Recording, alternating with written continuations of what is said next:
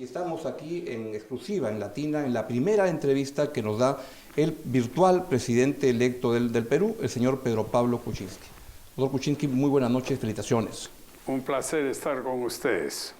¿Qué fue lo primero que sintió el domingo a las 4 de la tarde cuando vio el flash que lo ponía usted adelante?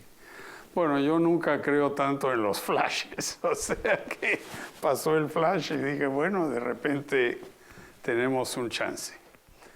¿No? ¿Y cuándo tomó conciencia de que ya había ganado? Yo creo que anteayer, hoy es jueves y martes más o menos.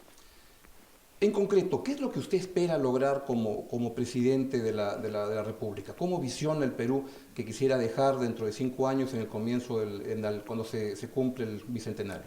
En el Bicentenario a mí me gustaría, y voy a luchar para eso, que el Perú sea un país con un pie firmemente plantado en la modernidad, porque somos un país bicéfalo. Tenemos regiones, tenemos Lima, tenemos pobres, tenemos ricos. Tenemos que unirnos y hacer que haya en el Perú una revolución de inversión social, que se ha hecho un esfuerzo, pero no hemos llegado. Educación, salud, agua potable. Para mí esas son las prioridades. Claro que necesitamos inversión privada, crecimiento, porque sin eso no va a ocurrir lo otro. Pero somos un país, yo por ejemplo miro los libros de mi papá, de cómo era la selva en los años 30, cómo era la sierra, y en muchas cosas no hemos cambiado. No tenemos mucho que hacer todavía. Hablando de sus padres, ¿qué cosa habría dicho su madre si se hubiera enterado que su hijo Pedro Pablo iba a ser, o que ya era presidente de la República del Perú?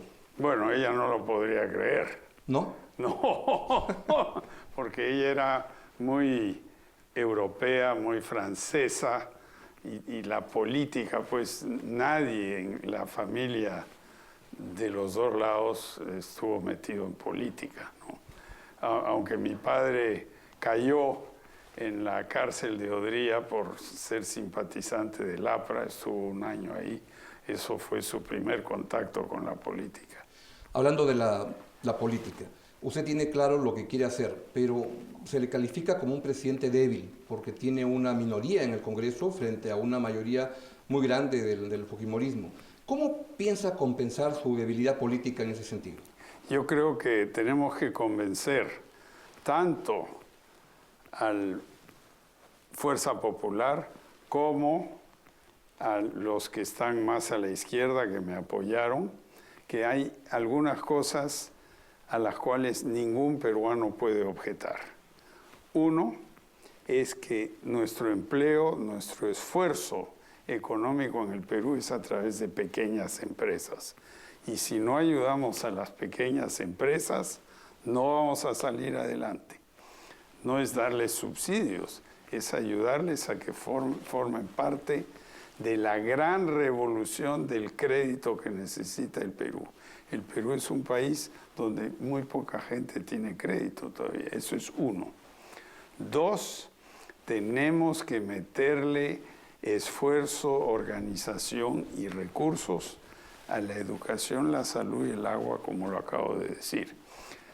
Y tres, tenemos que hacer los grandes y pequeños proyectos en todo el Perú que necesitamos, los canales, las represas, los caminos, las comisarías, las escuelas. Claro, ahora todo eso suena muy bien y es difícil que alguien pueda oponerse a eso. La restricción puede estar más bien en el terreno político y un integrante de su equipo de campaña es Alfonso Grados, hijo de Alfonso Grados Bertolini, que fue ministro con usted en el gabinete del año 80, que era un buen amigo suyo. Así es. Y que era el que promovía la concertación en el Perú. ¿Usted aspira a que su gobierno sea eso, un gobierno de concertación, de reconciliación? ¿Qué es lo que plantea en ese sentido? Yo creo que hay que pensar en lo que pasó en España en los años 80, el pacto de la Moncloa, lo que pasó en México en los 90.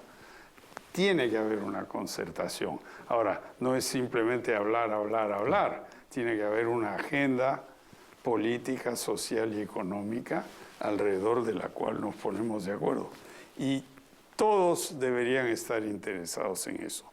Tanto la señora Fujimori, si va a ser candidata en el 2021, como podría ser la señora Verónica Mendoza.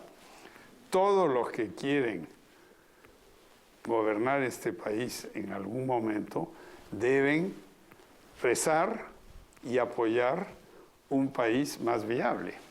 Ahora, esto requiere comenzar a tender puentes. ¿Le va a ofrecer las disculpas que están pidiendo los fujimoristas a la señora Keiko Fujimori? Mire, aquí no son cuestión de disculpas. En el fragor de la campaña se dicen cosas. Ellos también han dicho cosas que no eran verdad, ¿no? Nos vamos a disculpar todos y vamos a voltear la página para concertar. Por ejemplo, en eso de que el hijo de ratero es ratero... Bueno, es una frase desafortunada, pero yo ya me disculpé sobre eso. Con la izquierda ha llamado o ha hablado con Verónica Mendoza porque en parte su triunfo se debe al respaldo que le da ella muy formalmente. Claro, que es un rechazo al otro lado, ¿no? Claro. Pero estamos hablando con todo el mundo.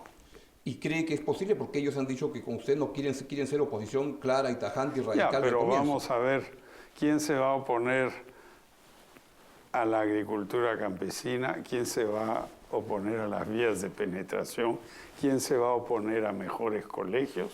Yo creo que nadie. En la campaña usted firmó acuerdos con grupos como la CGTP, la Federación de Trabajadores de Construcción Civil, el SUTEP, la SUTESAL, el Sindicato del Agua, la coordinadora Keiko Nova.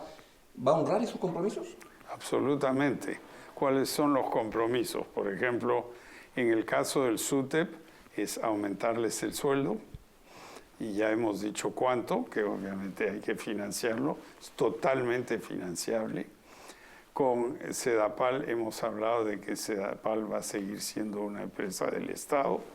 En Francia, la electricidad de Francia es una empresa del Estado y funciona perfectamente bien. Yo no voy a entrar a una discusión que va a durar 5 años sobre si hay que privatizar o no las empresas de agua. Es mejor ir adelante, reorganizarlas bien, hacer las inversiones.